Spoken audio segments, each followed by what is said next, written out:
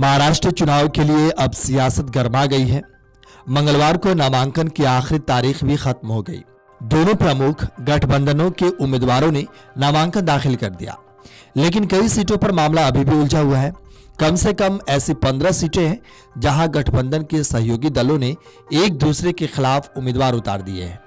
इसी बीच सबसे बड़ी चर्चा एनसीपी नेता नवाब मलिक की उम्मीदवारी है।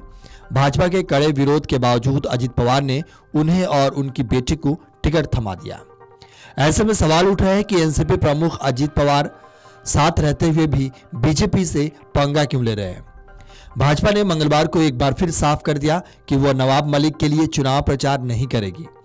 उसने कहा कि पार्टी ऐसे किसी व्यक्ति के लिए प्रचार करने के बारे में नहीं सोच सकती जिसका दाऊद इब्राहिम के साथ संबंध रहा हो। दरअसल अब सवाल ये उठता है कि अजित पवार भाजपा से पंगा क्यों ले रहे हैं। इसके पीछे कई कारण हैं। महाराष्ट्र की राजनीति के जानकारों का कहना है कि अजित पवार जिस उद्देश्य से महायुति के साथ आए थे, वह उद्देश्य कहीं न कहीं अधूरा रह गया।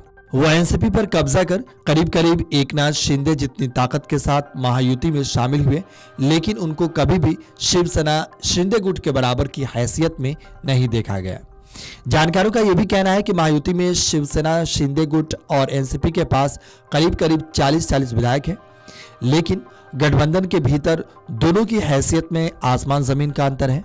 यह अंतर लोकसभा चुनाव और अब विधानसभा चुनाव में भी दिख रहा है। लोकसभा में एनसीपी को केवल 4 सीटें मिली थी, हालांकि इन 4 में भी उनका प्रदर्शन बहुत बुरा रहा और उसे केवल 1 सीट पर जीत मिली। दूसरी तरफ शिवसेना शिंदे गुट ने 15 सीटों पर चुनाव लड़ा और उसे 7 सीटों पर जीत मिली।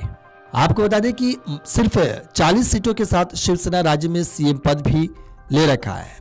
इसके साथ ही इस बार के विधानसभा चुनाव में उसे करीब 85 सीटें मिली हैं। भाजपा 148 पर लड़ रही है।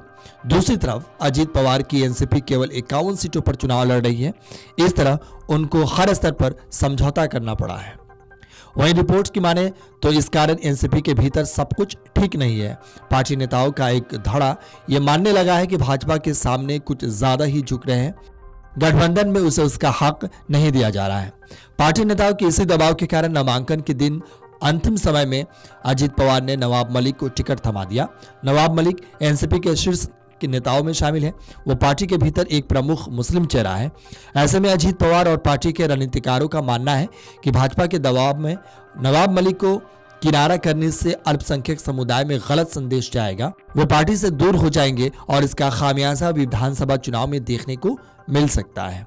इसलिए अजित पवार बीजेपी से पंगा ले रहे हैं ताकि वो अल्पसंख्यकों को नजरअंदाज नहीं कर सके।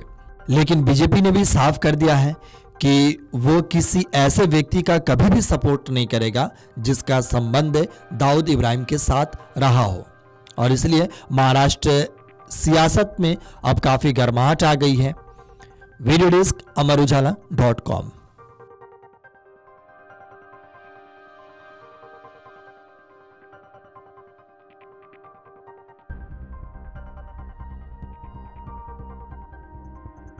अगर आप ये वीडियो YouTube पर देख रहे हैं तो हमारे चैनल को सब्सक्राइब कर बेल आइकन दबाएं और Facebook पर देख रहे हैं तो हमारे पेज को लाइक करें।